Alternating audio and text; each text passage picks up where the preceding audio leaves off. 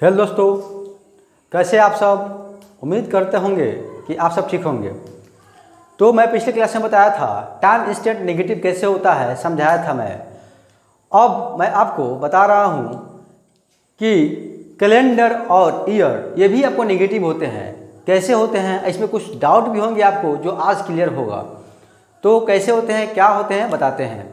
तो पहले समझिए, एक होता है बीसी और दूसरा क्या होता है दोस्तों, एडी। एक होता है बीसी और एक होता है आपका एडी। मतलब एक होता है ईसा पूर्व, एक होता है आपका ईस्वी। ईसा पूर्व, ईस्वी। कोई आपसे पूछेगा what are difference between BC और एडी, या पूछ सकता है व्हाट आर डिफरेंस बिटवीन ईसा पूर्व और ईस्वी, दोनों में अंतर क्या है। जब ये क्वेश्चन पूछिएगा तो बच्चा बोलेगा अरे इतना आसान क्वेश्चन क्यों पूछे। सीधे बोलेगा जब ईसा मसीह का जन्म को पहले क्या बोलते हैं, ईसा पूर्व बोलते हैं, और ईसा मसीह के जन्म के बाद क्या बोलते हैं, ईस्वी बोलते हैं। क्या बोलेगा दोस्तों, ईसा मसीह के जन्म के पहले को क्या बोलते हैं, ईसा पूर्व, और ईसा मसीह के जन्म के बाद क्या बोलते हैं हम लोग, ईस्वी बोलते हैं। अब उससे पूछ दीजिएगा कि ईसा मसीह का जन्म कब हुआ था, तो फंस जाएगा। तो इसको समझे कैसे, वही समझाना हमको, क्योंकि हमको भी डाउट होता था और बहुत कन्फ्यूजन था। तो जब मैं पढ़ाना स्टार्ट किया तो फिर सोचा कि मैं बच्चे को मैं बताता चलूँ। तो देखिए, या क्वेश्चन आपसे पूछा जा सकता है कि अगर 320 बीसी में जन्म लिया आदमी, 320 बीसी में आदमी जन्म लिया और 80 साल जिंदा रहा, तब मरेगा कब? कब मरेगा दोस्तों, 400 बीसी। कब मरेगा, 400 बीसी, जो होगा 100% गलत। तो ये गलत कैसे हो गया, ये नहीं समझ में आ रहा है। तब समझ में आएगा, कृपया आप ध्यान से देखिए। देखिए अभी कौन साल चल रहा है दोस्तों, 2021। कौन साल चल रहा है दोस्तों, 2021 चल रहा है। 2021 में आप 21 घटा दीजिए तो कितना हो जाएगा दोस्तों, 2000। 2000 में आप 2000 घटा दीजिए, कितना हो जाएगा, 00। इस समय ईसा मसीह का जन्म हुआ था। इस समय दोस्तों ईसा मसीह का जन्म हुआ था। तो आप कहिएगा सर 00 में ईसा मसीह का जन्म हुआ था, ठीक है। तो इसके पहले आदमी होता होगा नहीं होता होगा, ऑफकोर्स होता होगा, होते होंगे तभी तो इनका जन्म हुआ। इनके माता पिता होंगे तभी तो ईसा मसीह का जन्म हुआ। यानी कि इसके पहले भी 00 के पहले भी आदमी होते होंगे, ठीक है। तो उनका जब 00 के पहले जिनका आदमी होते होंगे, उनको जो हम लोग जैसे सोचिए कि आपका 00 है, ठीक है। 00 के नीचे हम निगेटिव में लिखते हैं और 00 के ऊपर क्या लिखते हैं दोस्तों, पॉजिटिव में लिखते हैं। तो 00 के पहले जिसका जन्म होगा उसको हम निगेटिव में लिखेंगे मैथमेटिक्स के हिसाब से, और हिस्ट्री के हिसाब से लिखेंगे दोस्तों बीसी। क्या लिखेंगे दोस्तों, बीसी। मतलब जो हम लोग निगेटिव में लिखे, जैसे बोलेंगे -320 में जिसका जन्म हुआ, हम लिख सकते हैं, सोचो किसी आदमी का -320 बीसी में जन्म हुआ, ठीक है, मैथमेटिक्स के हिसाब से।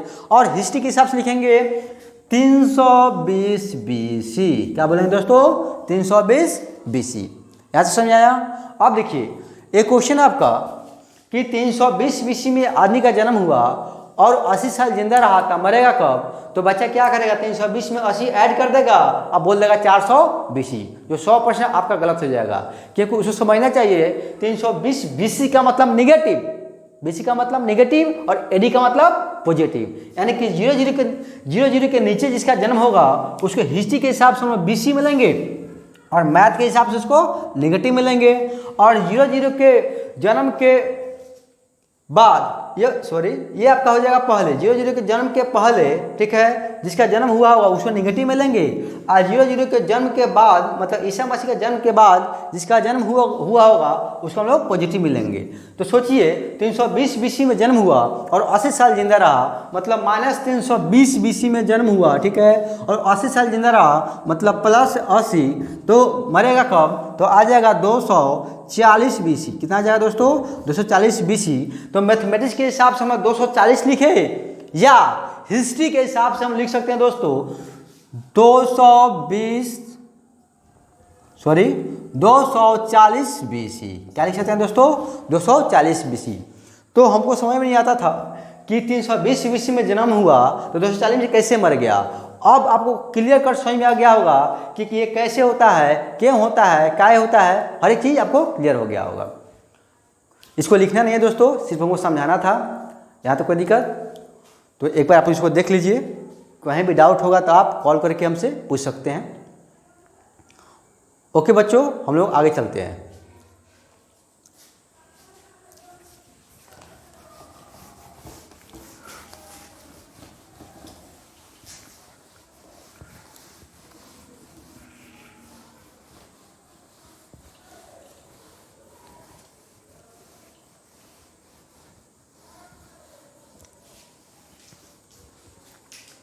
तो देखिए दोस्तों, आज हम लोग पढ़ेंगे फंक्शन, ठीक है।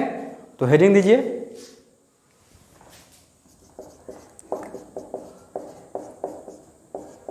फंक्शन। फंक्शन क्या होता है पहले समझते हैं हम लोग। आपने 10th क्लास में पढ़ाई किया होगा द्विघात समीकरण, क्वाड्रेटिक इक्वेशन। जैसे पढ़ोगे आप लोग y = 4x + 3, y = 6x + 4, y = 10x + 6। ये सब आपने इक्वेशन देखा होगा, ठीक है। y = ax² bx + c, y = 4x² 2x + 3। ये सब आप इक्वेशन देखे होंगे, ठीक है।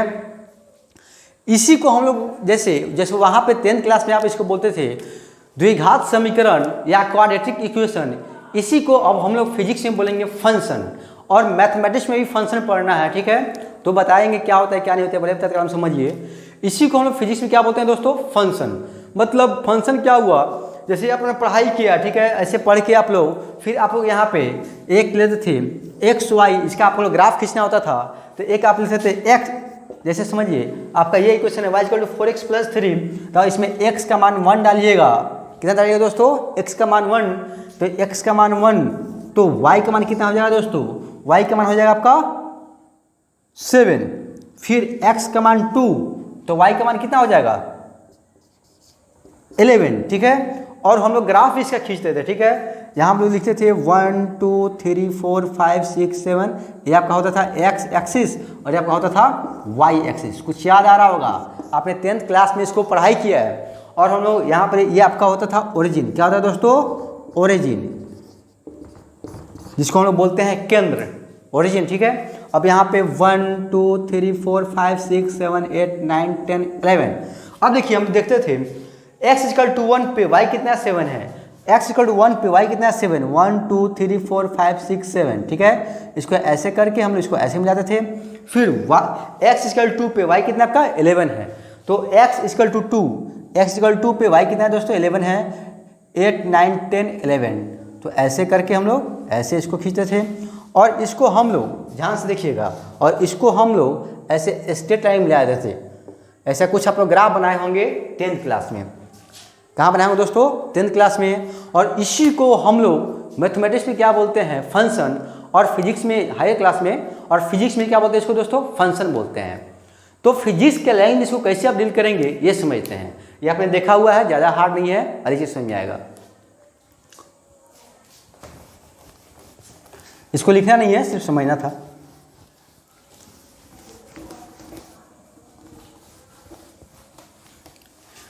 देखिए दोस्तों, जैसे y = 4x + 3, y = क्या है दोस्तों 4x + 3, यानी कि यहाँ पे आपका x बदलेगा तो ऑटोमेटिक आपका y बदलेगा, x बदलेगा तो ऑटोमेटिक आपका क्या बदलेगा दोस्तों, y बदलेगा। तो बोल सकते हैं y जो है आपका x का फंक्शन है, y जो है आपका x का फंक्शन है। अगर x = 1 तो y = कितना दोस्तों 7, x = 2 तो y = दोस्तों 11। यानी कि y किस पे डिपेंड कर रहा है, x पे डिपेंड कर रहा है। क्या समझ आया, यानी कि x बदलेगा तो ऑटोमेटिक आपका क्या बदलेगा दोस्तों, y बदलेगा। अब इसी को फिजिक्स के लिए क्या लिखेंगे वो समझिए।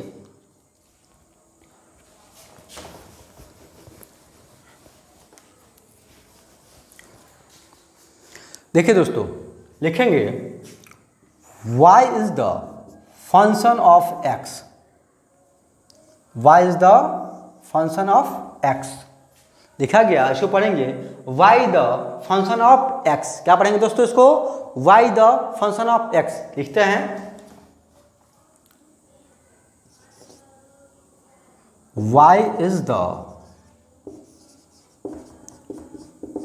function of x, it means y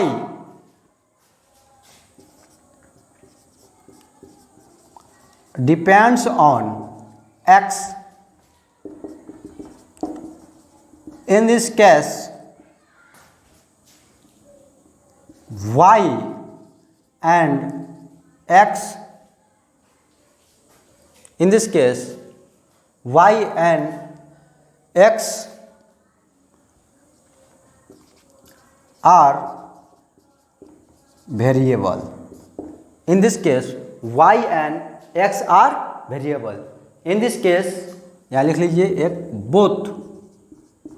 In this case both y and x are variable. क्या लिखा गया दोस्तों? y the function of x. y जो है दोस्तों x का फंक्शन है. क्या दोस्तों? y जो है आपका x का फंक्शन है.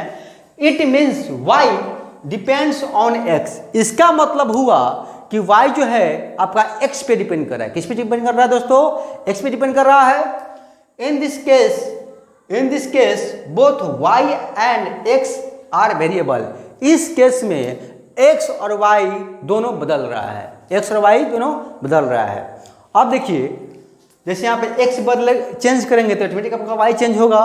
अब देखिए इसी को हम कोई एक और लाइन समझाते हैं. बोल सकते हैं कि ये बाबू फादर है और ये आप हो, ठीक है? तो बोल सकते हैं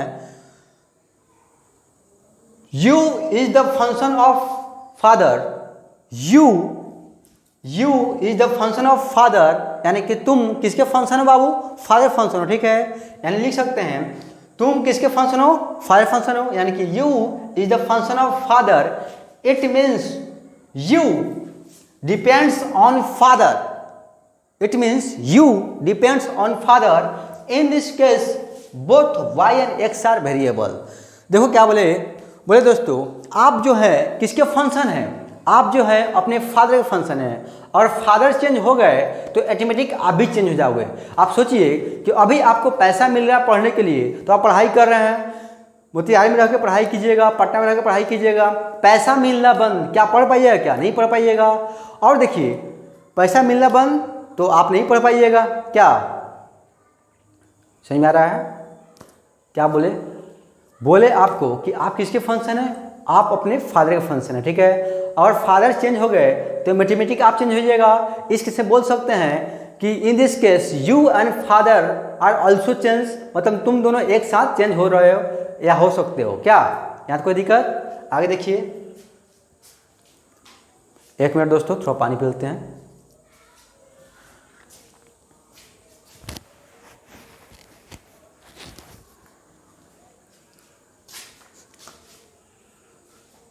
इसको लिखिए दोस्तों.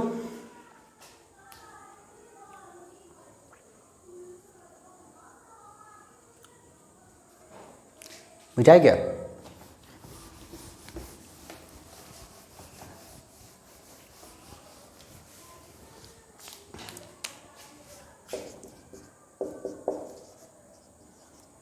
Types of function. Types of function. Function कितने प्रकार का होते हैं? तो फंक्शन आपका 9 प्रकार का होता है, ठीक है? 9 टाइप्स का फंक्शन होता है. मैथमेटिक्स में पढ़ना है आपको, लेकिन हमको जितना आवश्यकता है हम आपको उतना ही पढ़ाएंगे. बाकी डिटेल कहाँ पढ़िएगा दोस्तों? मैथमेटिक्स में पढ़िएगा. उतना ही आपको मैथमेटिक्स दिया जाएगा या पढ़ाया जाएगा जिससे मेरा फिजिक्स का काम चल जाए. पूरा मैथमेटिक्स आपको हम नहीं पढ़ाने वाले हैं, उतना ही पढ़ाने वाले हैं जहाँ कि हमको यूज आने वाला है वो चीज़ हम पढ़ाने वाले हैं. तो दोस्तों कोई पूछेगा फंक्शन कितने टाइप का, तो बोलिएगा 9 टाइप का. लेकिन हम आपको पढ़ाएंगे दोस्तों 4 टाइप का. कितने टाइप का? 4 टाइप का. तो पढ़ा लिखिए.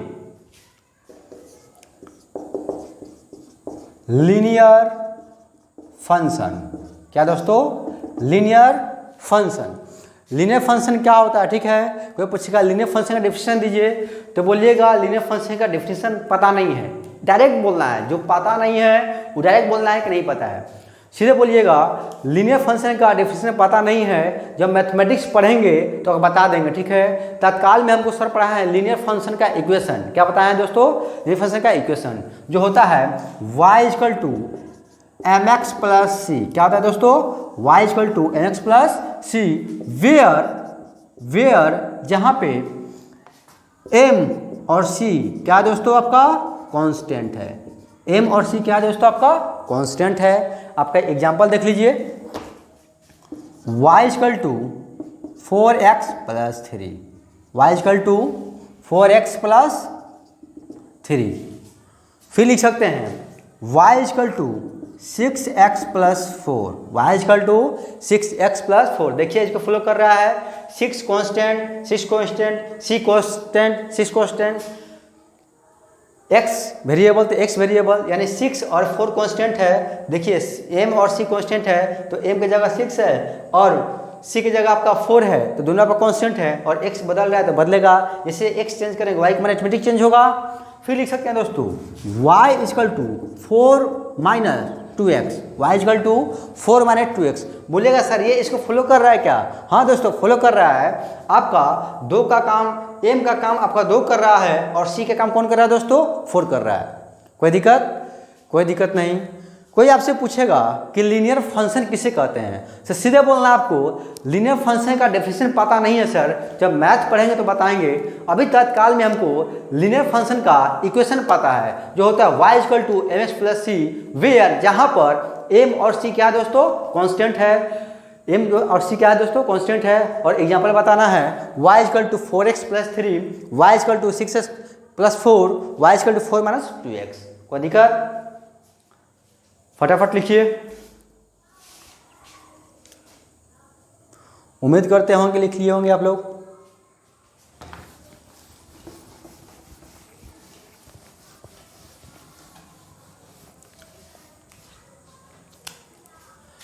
दूसरा आपका क्वाड्रेटिक फंक्शन। दूसरा क्या दोस्तों? आपका क्वाड्रेटिक फंक्शन।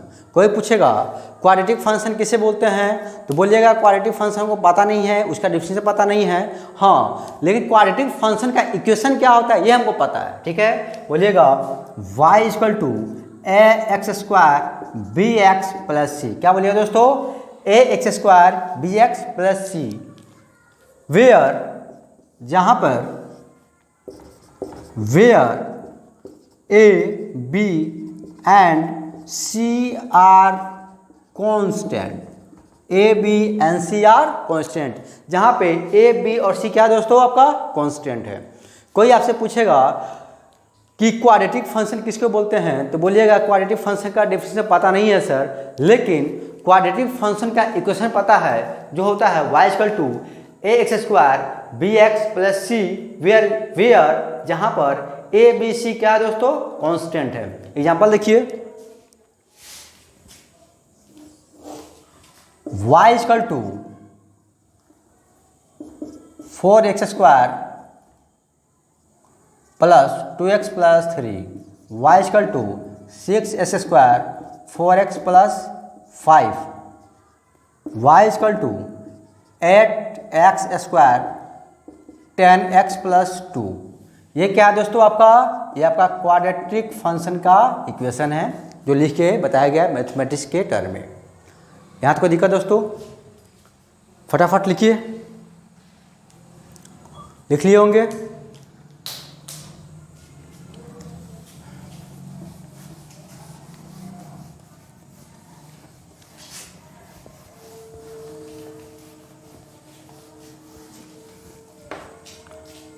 तीसरा आपका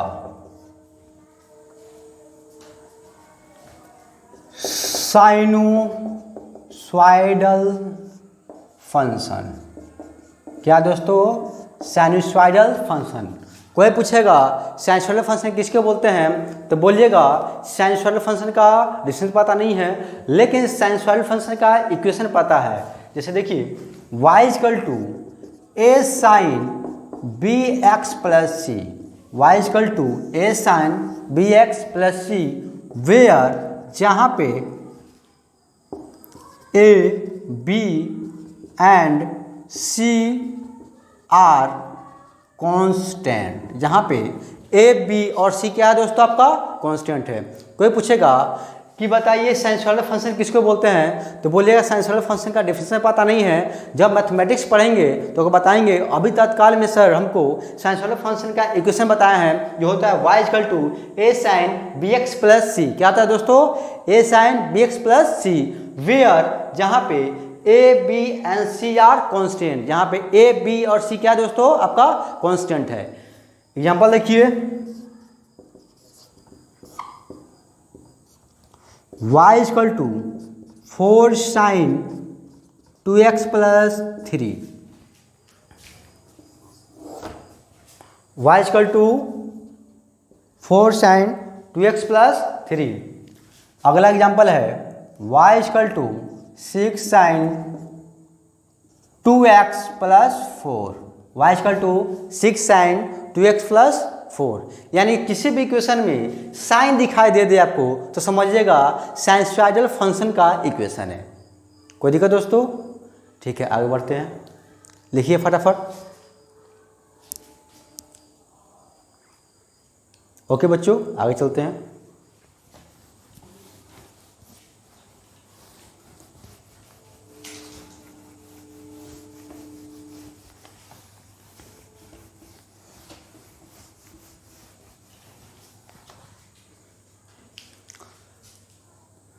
देखिए पाई का मान 3.14 होता है। कितना होता है दोस्तों? 3.14, या पाई का मान 22/7 होता है। आपको मेंसुरेशन जिसको बोलते हैं क्षेत्रमिति, आपको उसमें पढ़ाया गया होगा, उसमें हर एक चीज़ का फॉर्मूला बताया होगा, पाई का मान बताया गया होगा। ठीक है, तो पाई का मान 3.14 होता है और पाई का मान 22/7 भी होता है। आप देखिए एक आपका एक सर्किल है दोस्तों। क्या दोस्तों? आपका एक सर्किल है जिसका रेडियस आपका r है, जिसका रेडियस आपका r है, ये आपका थीटा है। क्या दोस्तों? ये आपका एक सर्किल है जिसका रेडियस r है, ये आपका थीटा है, और यहाँ से यहाँ का लेंथ, यहाँ से यहाँ का लेंथ आपका l है। यहाँ से यहाँ का लेंथ क्या दोस्तों? आपका l है। तो हम लिख सकते हैं दोस्तों थीटा इक्वल टू L/r। क्या लिख सकते हैं दोस्तों? Theta equal to L/r। आप देखो सर्किल, ये आपका सर्किल है, ठीक है, सर्किल का पेरीमीटर, ठीक है, सर्किल का पेरीमीटर यानी परिधि कितना हो जाएगा बाबू? हो जाएगा थीटा इक्वल टू 2πr। ठीक है, टोटल अगर लेंथ लिखना हो तो क्या लिखेंगे दोस्तों? 2πr/r। r से r कट गया तो थीटा इक्वल कितना हो गया दोस्तों? 2π। यानी कि आप रटे थे कि अगर पूरे एक सर्किल पे और घूमते हैं तो कितना 360 डिग्री घूम जाते हैं। ठीक है, या 2π, ये रेडियन के फॉर्म में। ठीक है, ये जो आया आपका थीटा किसके फॉर्म में दोस्तों? रेडियन के फॉर्म में। रेडियन क्या होता है अभी जस्ट अभी बताने वाले हैं आपको। यानी कि 2π, ठीक है, पाई मतलब 90 मतलब 90। ठीक है, यानी कि किसी भी सर्किल पे अगर एक बार घूम जाएंगे, ठीक है, तो 2π या 360 डिग्री पे हम घूम जाएंगे। ठीक है, जो अभी मैंने आपको प्रूव करके दिखाया। अब देखिए आगे, इसको फटाफट लिखिए, तो कुछ बताने वाले हैं, पॉज करके लिखिए इसको। मिटाए बच्चों? ठीक है, मिटा रहे हैं।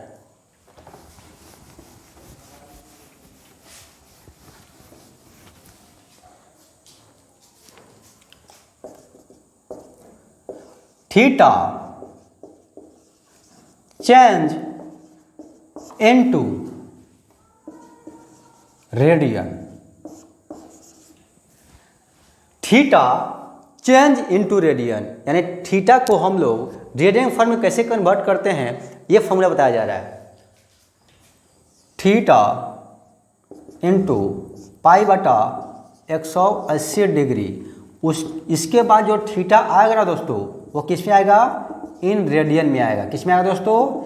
In radian. ये फॉर्मूला है, आपको याद रखना है। थीटा इंटू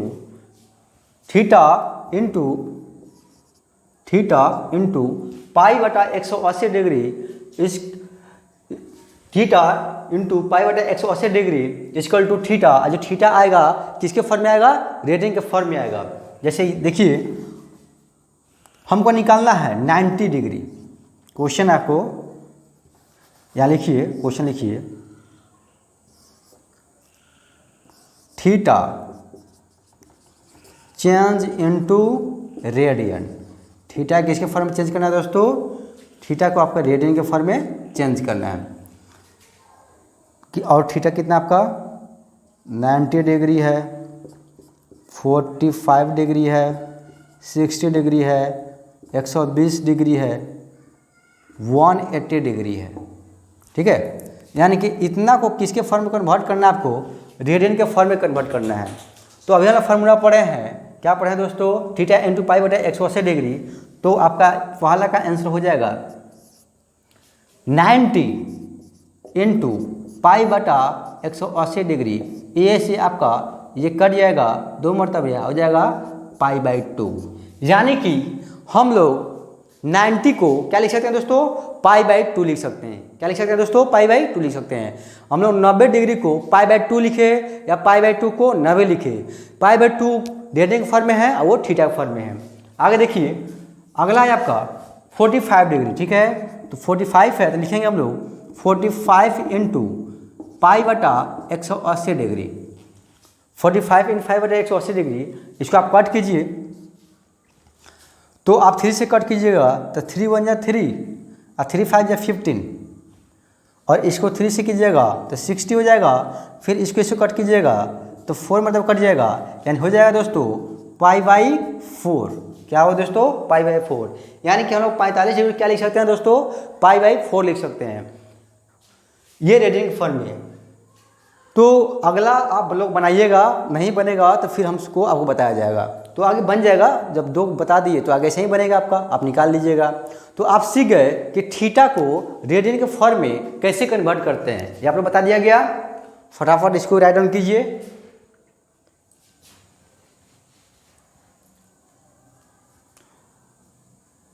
पॉज करके राइट डाउन कीजिए इसको।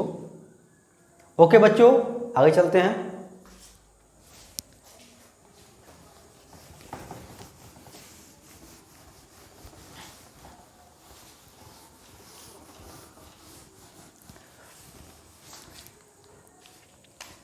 फोर्थ में आपका एक्सपोनेंशियल फंक्शन।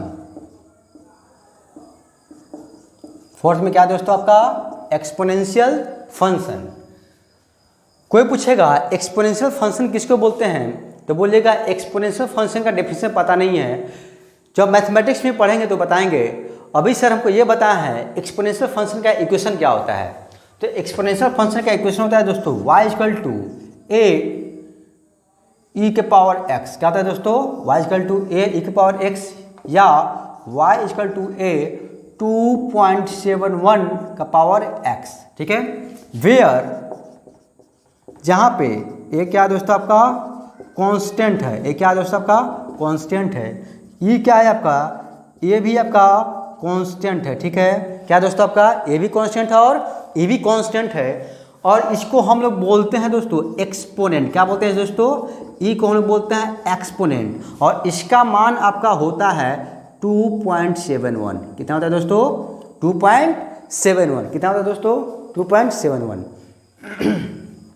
कोई पूछेगा ई का मान 2.71 कैसे होता है, तो बोलेंगे देखिए, जैसे लॉग बेस 10 का मान, जैसे 10th क्लास में पढ़ाया गया वो थोड़ा मोड़ा लॉग आपको, जैसे लॉग बेस 10 का मान क्या होता है तो 1 होता है। उसी प्रकार दोस्तों लॉग बेस ई का मान कितना होता है 2.71। तो बोलिएगा लॉग बेस एफ का मान 2.57 होता होगा। नहीं दोस्तों, अभी लॉग नहीं पढ़ाया गया है, 4 क्लास बाद आपको लॉग पढ़ाया जाएगा तो आपको सब कुछ समझ में आएगा। अभी तत्काल में इसको इतना याद रखिए, जैसे लॉग बेस 10 का मान 1 होता है, उसी प्रकार लॉग बेस ई का मान कितना होता है बाबू 2.71। कोई दिक्कत, फटाफट इसको राइट डाउन कीजिए, जल्दी कीजिए, जल्दी लिखिए।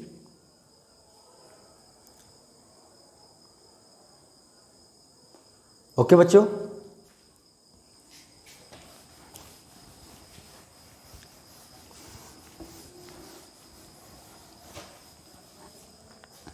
एग्जाम्पल देखिए,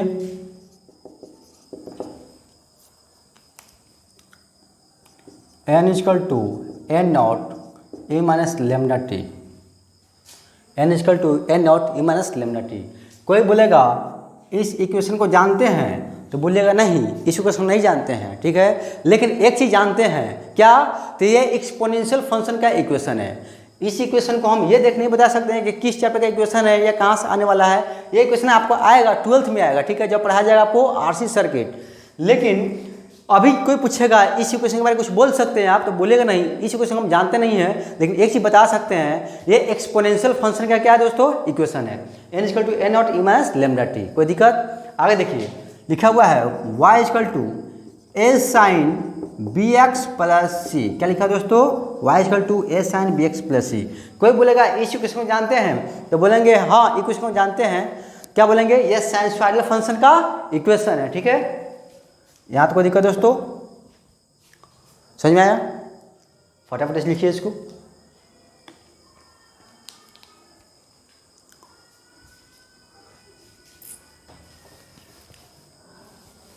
मिटाते हैं दोस्तों, एक मिनट।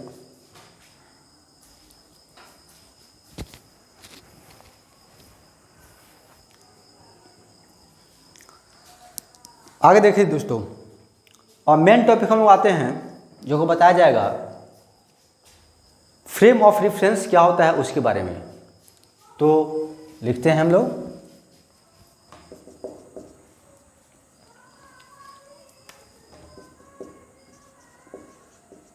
Frame of reference. क्या दोस्तों, फ्रेम ऑफ रेफरेंस क्या होता है इसमें बताते हैं। It is a system which is used to study relative physical phenomena। ठीक है, it is system which is used to study relative physical phenomena. यानी कि जो अभी घटनाक्रम चल रहा है या जो अभी घटना घट रही है उसको क्या बोलते हैं दोस्तों, उसको क्या बोलते हैं दोस्तों, फ्रेम ऑफ रेफरेंस। यानी फ्रेम ऑफ रेफरेंस में जो घटना घटती है या हो रही है उसको क्या बोलते हैं दोस्तों, फ्रेम ऑफ रेफरेंस। ये कैसे होता है, तो कुछ हम क्वेश्चन करेंगे उसका जवाब देना है। जैसे पहला क्वेश्चन, सन पृथ्वी के चारों तरफ रोटेट करती है या सन पृथ्वी के चारों तरफ रोटेट करती है या पृथ्वी सन के चारों तरफ रोटेट करती है। आप बोल सकते हैं सन अर्थ के चारों तरफ घूमती है या अर्थ सन के चारों तरफ घूमती है।